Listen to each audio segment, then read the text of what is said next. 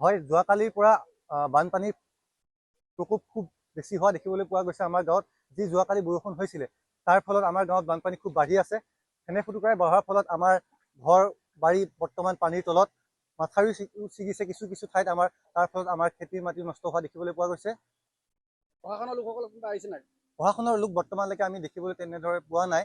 বৰ্তমান গাঁওবোৰে আহিছে আমাৰ ইয়ালৈ, কিন্তু অন্য কোনো প্ৰশাসনিক লোক আমি দেখিবলৈ পোৱা নাই। ভাঙিছিল সেই অংশটো বনালে নাই? যিটো অংশত মাথাউৰি ভাগিছিলে সেইসমূহ তেওঁলোকে বৰ্তমানলৈকে মেৰামতি কৰা নাই। যদি সেই অংশ একেবাৰে নোহোৱা হৈ যায় তেতিয়াহে তেওঁলোকে হয়তো কিছু কিছু মেৰামতি কৰিব, কিন্তু খৰালি কালত তেওঁলোকে কোনো ধৰণৰ মেৰামতি কৰা আমি দেখিবলৈ পোৱা নাযায়। প্ৰশাসনৰ লোক আহিছে নেকি? আজি বৰ্তমানলৈকে আমি প্ৰশাসনৰ লোক কাকো পোৱা নাই।